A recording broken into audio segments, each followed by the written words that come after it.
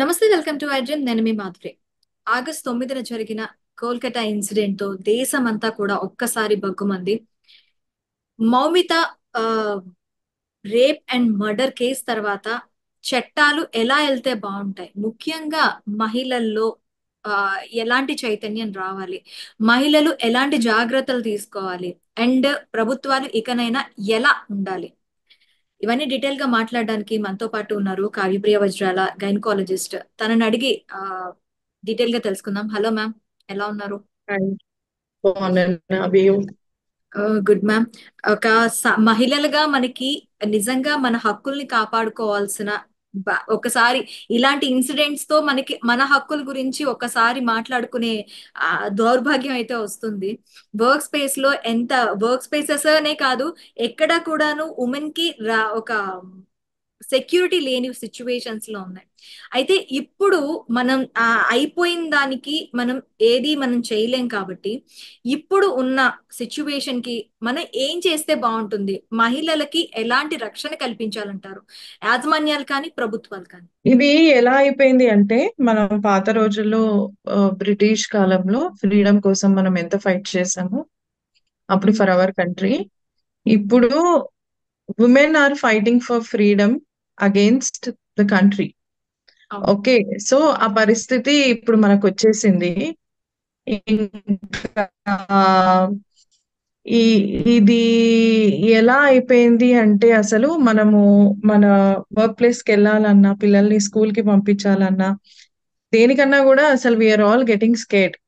మనము ఉమ్, ఈ ఈ ఇన్సిడెంట్ తర్వాత నెక్స్ట్ డే నర్స్ ఇన్సిడెంట్ జరిగింది. ఆ ఉమ్, తర్వాత స్కూల్ కిడ్స్ మీద ఇన్సిడెంట్ జరిగింది. సో ఉమ్, ఇది జరిగింది, కానీ అయినా కూడా జనాల్లో ఎక్కడ భయం అనేది లేదు. అవును. మీరు గమనిస్తే మొత్తం దేశం అంతా అల్లకల్లోలం అయిపోయింది. సో అది జరిగింది, దేశమంతా ఇట్లా అల్లకల్లోలం అయింది, అయినా కూడా భయం లేకుండా యూపీలో, మన మధ్యప్రదేశ్ లో జరుగుతూనే ఉన్నాయి. కిండర్ గార్టెన్ పిల్లల మీద, నర్సుల మీద ఎక్కడ పడితే అక్కడ జరుగుతూనే ఉన్నాయి. సో దీనికి చాలా స్ట్రిక్ట్ గా పనిష్మెంట్ అన్నదైతే కావాలి డెఫినెట్ గా. మనకి ఇప్పుడు దుబాయ్ లో ఇలాంటివి ఎందుకంటే తక్కువ జరుగుతాయి, ఎందుకు సో ఇండియాలోనే ఎక్కువ జరుగుతున్నాయి? అక్కడ అక్కడ ఇండియాలో, ఇండియాలో అక్కడ ఎలా ఉంటాయంటే చట్టాలు, ఇలాంటివి ఏవైనా జరిగితే వెంటనే హ్యాంగ్ చేసే సిచ్యువేషన్ ఉంటుంది వాళ్ళని. అవును, ఎగ్జాక్ట్లీ. ఉమ్, సో ఇక్కడ కూడా అలాంటివే అంత అగ్రెసివ్ లాసే తీసుకురావాలని కోరుకుంటున్నాం. ఇప్పుడు ఇది రేపే కదా, మర్డర్ కాదు కదా. కొన్ని ఉంటాయి, ఇది రేపే కదా, మర్డర్ కాదు కదా, మనిషి బతికే ఉంది కదా.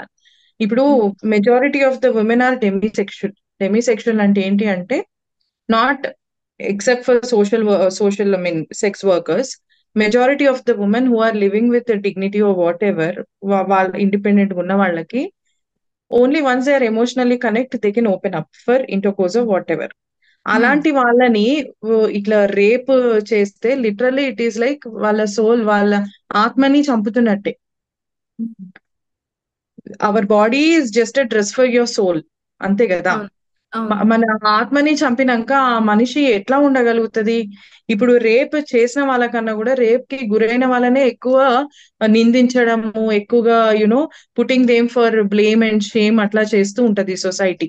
సో లే ఆడవాళ్ళకి. ఎవరిదైనా సరే గర్ల్స్ దే తప్పు అంటారు. ఏమంటే ఆ ప్రిన్సిపల్ అంటం జరిగింది, అర్ధరాత్రి ఆ అమ్మాయికి తిరిగే అవసరం ఏంటి అని చెప్పి. డ్యూటీ డ్యూటీలో ఉన్న డాక్టర్ లో అమ్మాయిని. డ్యూటీలో ఉన్న ఎగ్జాక్ట్లీ. డాక్టర్ ఆ అమ్మాయి డ్యూటీ ఆ టైంలో తిరగకపోతే, ఆ టైంలో డ్యూటీ ఎందుకు పేసావు అనే క్వశ్చన్ ఎవరు అడగలేకపోయారా ఆయన్ని? ఎగ్జాక్ట్లీ. బేసిక్ గా ఇప్పటి వరకు ఆ కాలేజ్ లో చాలా జరిగినాయండి ఇంతకు ముందు. ఉమ్, ఉమ్, ఆల్మోస్ట్ చూసుకుంటే ఒక 6 సూసైడ్స్ జరిగినాయి, అన్ని అమ్మాయిలవే. మీరు ఉమ్, 2019, 16, 21, 23 మధ్యలో కూడా 2018, 19 లో కూడా కొన్ని జరిగినాయి. ఉమ్, ఇవన్నీ చూసుకుంటే అమ్మాయిలవే జరిగినాయి. ఈ డ్రగ్ ర్యాకెటింగ్ అన్నది ఎప్పటి నుంచో జరుగుతుంది. ఆ కాలేజ్ లో ఈ డ్రగ్ ర్యాకెటింగ్ గానీ, ఈ సెక్స్ ర్యాకెటింగ్ గానీ, ఇవన్నీ ఏంటంటే చాలా క్వైట్ గా జరుగుతున్నాయి, చాలా స్మూత్ గా జరుగుతున్నాయి. ఉమ్, అక్కడ చాలా పరస్పర కోఆపరేషన్ చాలా ఉంది, ఇచ్చే వాళ్ళకి పుచ్చుకునే వాళ్ళకి.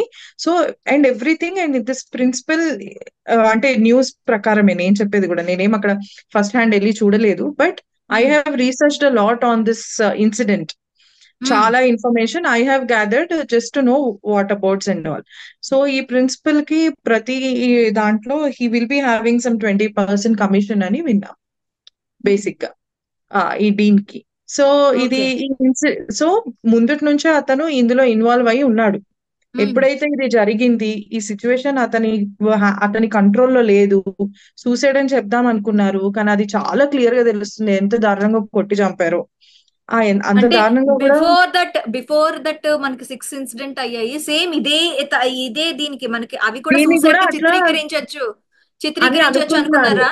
ఓకే. ఎగ్జాక్ట్‌లీ అని అనుకున్నారు గానీ, ఇది అలా జరగలేదు. ఇది అలా జరగకుండా చాలా ఎవిడెంట్‌గా తెలుస్తున్నాయి దెబ్బలు అవి ఇవి అన్నీ గాని. ఆ బాడీని అట్లా పడేయడం గాని, సెమినార్ హాల్‌లో అట్లా పడేయడం గాని, మేబీ ఇది ప్లాన్డ్ గానే సెమినార్ హాల్‌లో చంపుదాము, దాన్ని సూసైడ్ లాగా చూపిద్దాము అని అనుకున్నట్టున్నారు. నేను అనుకోవడం.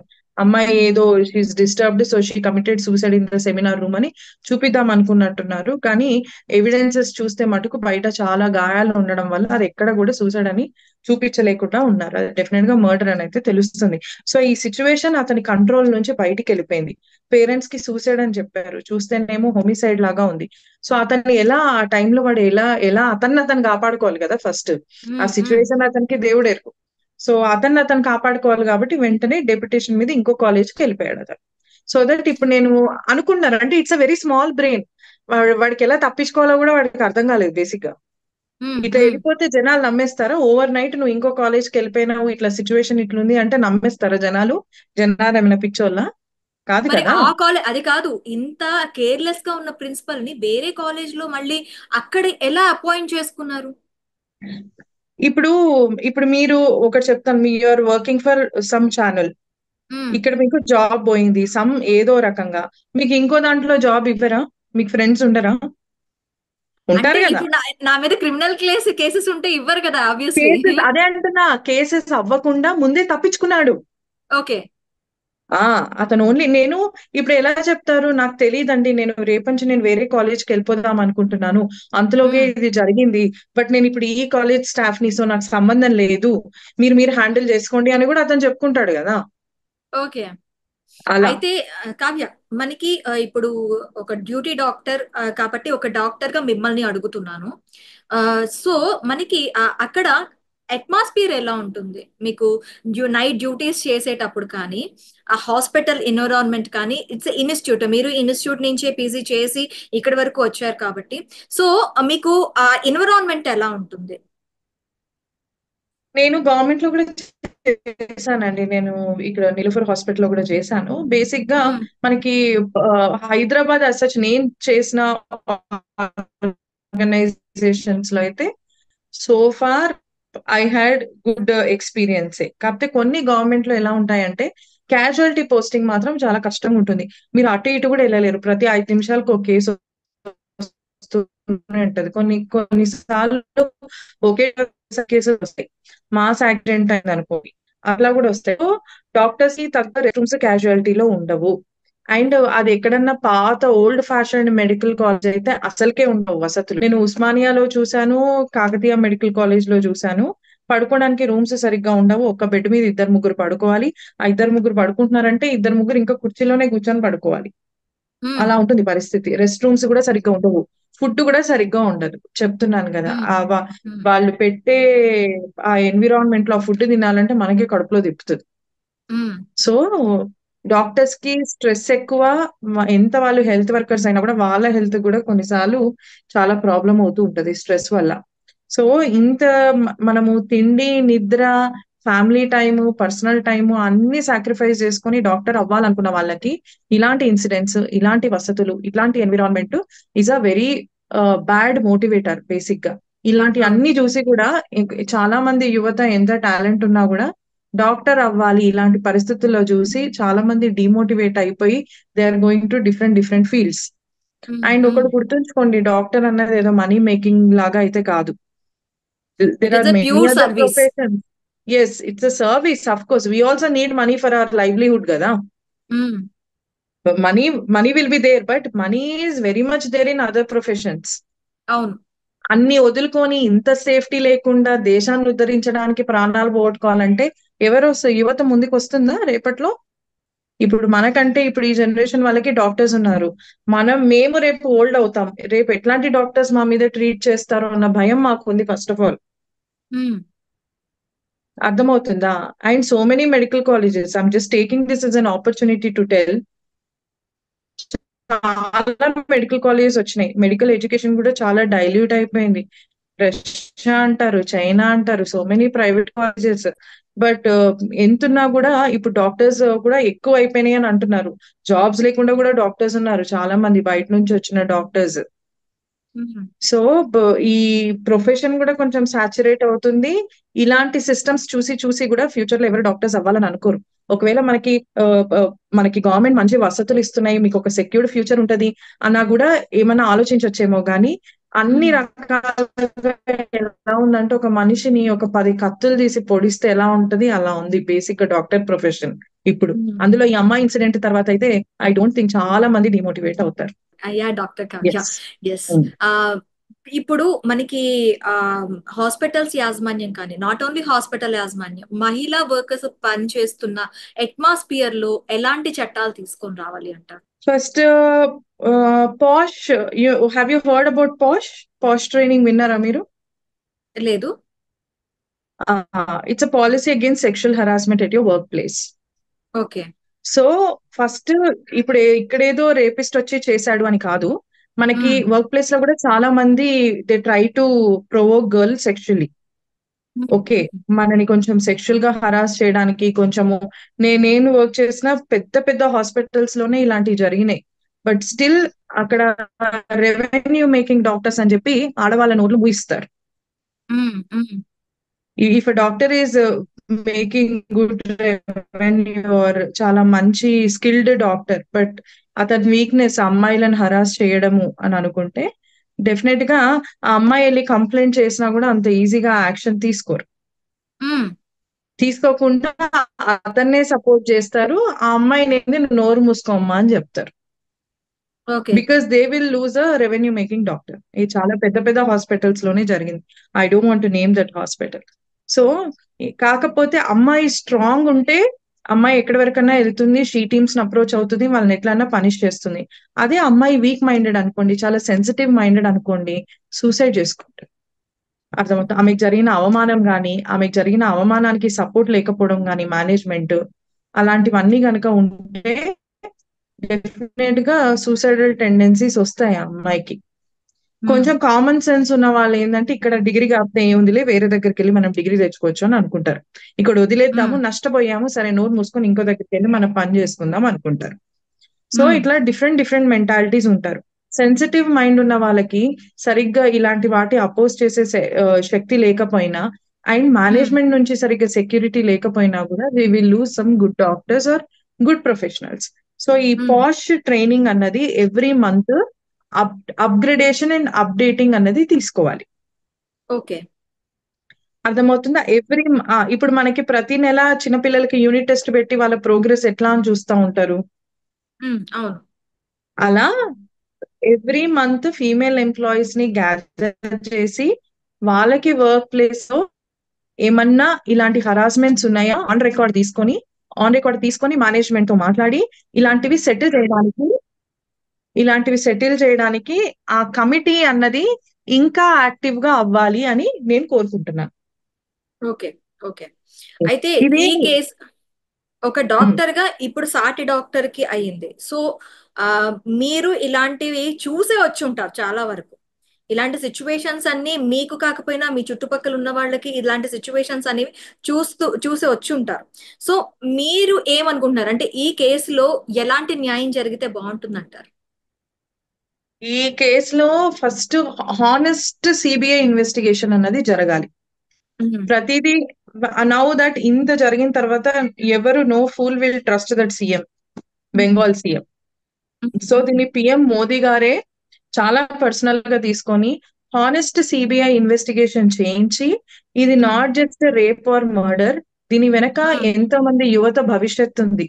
అక్కడ జరిగే సెక్స్ ర్యాకెట్ గాని, అక్కడ జరిగే ఆర్గన్ ర్యాకెట్ గాని, అక్కడ జరిగే డ్రగ్ ర్యాకెట్ గాని ఏదైనా కూడా ఇవన్నీ డెమాలిష్ చేసి ఒక మెడికల్ కాలేజ్ లాగా దాన్ని మళ్ళీ to regain its name and fame back అలా చేసి ఇక్కడ ఎవరైతే నిందితులు ఉన్నారో వాళ్ళకి కఠిన శిక్షనే ఇవ్వాలి. అంటే నేను ఇంతకుముందు చాలా ఇంటర్వ్యూస్ లో చెప్పాను, ఒక దెబ్బలో ఎన్కౌంటర్ చేయటం కాదు, వాళ్ళని ఎట్లా అయితే అమ్మాయిని ఎంత దారుణంగా హరాస్ చేశారో అట్లా organ by organ, limb by limb వాళ్ళని కొంచెం డిజేబుల్ చేసి వాళ్ళే చంపేయండి చంపేయండి అనేంత వరకు టార్చర్ పెట్టి హరాస్ చేసి చంపేయాలి.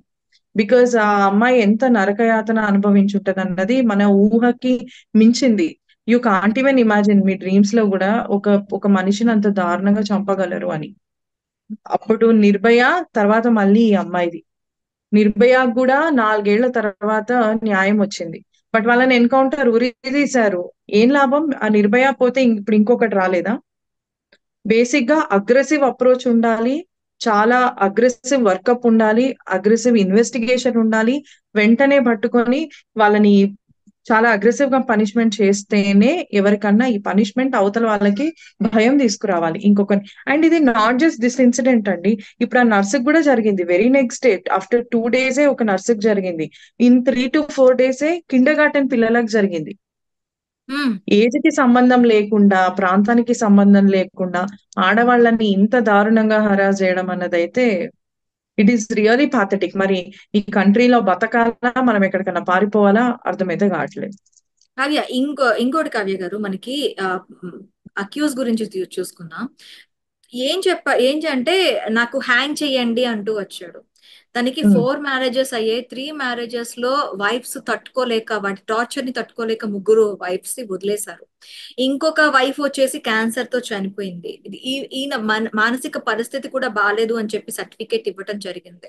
ఒక మానసిక పరిస్థితి బాలేదు అని తెలిసిన ఒక మనిషిని, ఒక కాలేజ్ అట్మాస్ఫియర్, హాస్పిటల్లోనే ఒక మెంటల్లీ డిసేబుల్డ్ పర్సన్ ని పెట్టుకోవడం మనం ఎలా చూడాలి అంటారు? వాడు ఆయనకి మెంటల్లీ డిజేబుల్డ్ పర్సన్ కాదేమో, వాడు ఓన్లీ ఒక personality disorder. Um, okay, he's anti social personality, he's impulsive and explosive personality. Um, um, వాడికి ఎలా డబ్బులు తెచ్చుకోవాలి, పోలీసు వాళ్ళకి ఎట్లా పనిచేయాలి, ఇన్ఫ్లుయెన్స్ ఎట్లా తెచ్చుకోవాలి తెలుసు వాడికి. ఉమ్, ఉమ్, అంతేగాని ఒక మనిషికి ఎట్లా ఉండాలి, ఎంత ఈ డ్రగ్ దాంట్లో ఎంత వాడు ఇన్వాల్వ్ అయి ఉన్నా కూడా ఒక మనిషిని ఎంతవరకు హార్మ్ చేయొచ్చు అన్నవి బౌండరీస్ లేకుండా ఉన్నాయి. అండ్ వాడొక్కడు చేసింది కాదు ఇది. వీడు దాంతో ఇంకా చాలా మంది ఉన్నారు. కాకపోతే వీడికి ఎవరు లేరు కదా, సో అందరు చెప్పుండి ఉంటారు, ఏముందిరా నేను కావాలంటే బయటికి తీసుకొస్తాము, నీకేం ఉరి వేయించము, నువ్వు మాత్రం నేనే అని చెప్పేసి నువ్వు జైలుకి వెళ్ళిపో, తర్వాత చూసుకుందాము అని చెప్పి. తర్వాత some 3 people have left to Canada అని కూడా ఒక న్యూస్ ఉంది. ఉమ్, ఉమ్, ఉమ్. చేసిన వాళ్ళు కెనడాకి వెళ్ళిపోయారు అని కూడా న్యూస్ ఉంది మనకి. So okay. So he's only being portrayed so that వాళ్ళు దొరకకుండా ఉండటానికి. అదంతా ఓకే. వీడే చేశాడా లేదా అన్నది కూడా దెర్ ఇస్ నో ఎవిడెన్స్. అతను ఏంటి ఉమ్, జస్ట్ వచ్చి ఒప్పుకుంటున్నాడు. ఏంటి అంటే ఫోకస్ అంతా ఇతని మీద తెచ్చుకోవడానికి. ఇతనే ఎందుకు అంటే వాడికి ఒక ఫ్యామిలీ లేదు, ఏమి ఉమ్, కమిట్మెంట్స్ లేవు. సో ఆబ్వియస్లీ మేబీ డిప్రెషన్ లో కూడా ఉండుండొచ్చు, యాంటీ సోషల్ పర్సనాలిటీ కూడా ఉండుండొచ్చు. అండ్ ఆల్సో తర్వాత మనీ బెనిఫిట్ ఇస్తామన్నారు, తర్వాత నేను జైలు నుంచి తీసుకొస్తామన్నారు. తెలియదు కదా, in politics anything can happen in India. That is the worst thing. Um. Okay. అయితే ఇప్పుడు కేసులో మొత్తానికి ఎలాంటి న్యాయం జరిగితే బాగుంటుందంట? ఎలాంటి అంటే చాలా, ఇది న్యాయం కన్నా కూడా మనకి సేఫ్టీ డ్రిల్లింగ్ అన్నది ప్రతి ఆర్గనైజేషన్ లో మనము చాలా అలర్ట్ గా ఉండాలి. ఇప్పుడు మనం దేశాన్ని కాపాడడానికి మన ఆర్మీ ఎంత అలర్ట్ గా ఉంటున్నారు. ఉమ్, ఉమ్, మనకి దేశం బార్డర్స్ లోనే కాదు, ఇంకా మనం కూడా అట్లా అలర్ట్ అవ్వాల్సిన పరిస్థితి వచ్చేసింది. ఒకటి, మనకి ఇండిపెండెన్స్ లేదా, మనము రాత్రి 12ంటికి రోడ్ల మీద నడవలేమా అంటే మనకి ఇంకా అంత సేఫ్టీ అయితే కంట్రీలో రాలేదు. ఆ రోజులు రావాలనే అందరు కోరుకుంటున్నారు. ఓకే, సో అది ఎప్పటికి వస్తుందో తెలీదు. అట్లా అని డజంట్ మీన్ దట్ మనము మైండ్ఫుల్ గా లేకుండా మనం ఇష్టం వచ్చినట్టు 12 o'clock వెళ్ళడము ఇట్లా కొంచెం. ఆ అమ్మాయి పాపం డ్యూటీలోనే ఉంది, డ్యూటీలో ఉన్నా కూడా చేశారు అంటే దెర్ ఈస్ యాక్చువల్లీ, నేను కూడా ఏం చెప్పలేకపోతున్నా ఎట్లా మనం ప్రొటెక్ట్ చేసుకోవాలని. సెల్ఫ్ డిఫెన్స్ కోసము అట్లీస్ట్ ఒక పెప్పర్ స్ప్రే అట్లాంటివి పెట్టుకోవాలి. అండ్ ఈ సేఫ్టీ డ్రిల్లింగ్ అన్నది ఎవ్రీ మంత్ ప్రతి ఆర్గనైజేషన్ లో చేస్తూ ఉండాలి. ఇది ఒక ఓకే. నార్మల్ మీటింగ్ లాగా పెట్టుకొని మనకి ఇవే మనము డ్రిల్ చేస్తూ ఉండి, ఇంకోటి వర్క్ ప్లేస్ లో ఎవరన్నా హరాస్ చేస్తున్నారా, దీనికి ఉమ్, అట్లీస్ట్ ఒక లేడీ పోలీస్ ఆఫీసర్స్ కానీ షీ టీమ్స్ కానీ ప్రొయాక్టివ్ గా ప్రతి ఒక్క ఆర్గనైజేషన్ కి వెళ్ళి అప్డేట్ తీసుకుంటూ ఉంటే ప్రొయాక్టివ్ గా ఉమ్, విమెన్ కి కూడా కొంచెం సేఫ్టీ ఉంటది అండ్ మెన్ కి కూడా కొంచెం భయం ఉంటది. ఓకే, అమ్మో ఈ మంత్ మళ్ళీ వీళ్ళు వస్తారు, మళ్ళీ వీళ్ళు ఒకటి రివ్యూ తీసుకుంటారు, ఇక్కడ ప్రాబ్లం ఉంది అని ఎవరైనా చెప్తే మనం అయిపోతాము. సో అట్లీస్ట్ ఇన్సిడెంట్స్ అయిన తర్వాత వాళ్ళు ఇన్వెస్టిగేట్ చేసే కన్నా ఇప్పుడు ఇంతమంది, నేను చాలా మంది పోలీస్ వాళ్ళకి కూడా I go and give talks, menstrual talks. There are so many lady polices in Hyderabad. TSPA ఉంది, చాలా ఉన్నాయి. సో వీళ్ళే టీమ్స్ గా డివైడ్ అయ్యి ప్రతి ఒక్క ఆర్గనైజేషన్ దగ్గరికి వెళ్ళి ప్రతి ఒక్క లేడీ ఎంప్లాయీ దగ్గర ఒక అప్గ్రేడేషన్, ఒక అప్డేట్ తీసుకొని వెళ్తే ఎవ్రీ మంత్ మెన్ కి కూడా భయం ఉంటా ఉంటది. వీళ్ళు వచ్చి అప్డేట్ తీసుకుంటారు, why to involve in this, let me stay away from this అని చాలా వరకు ఉంటుంది అలా. సో ఇన్సిడెంట్ అయినాక పోలీస్ యాక్ట్ చేయడం కాదు, మనం దీన్ని ఎట్లా ప్రివెంట్ చేసుకోవాలి అన్నది మనం ఆలోచించుకోవాలి. Okay Kavya garu, always thank you. Prevention is better than cure. Ya ya in every situation prevention is better than cure. Okay Kavya garu, better than thank cure you అంతే. Thank you very much.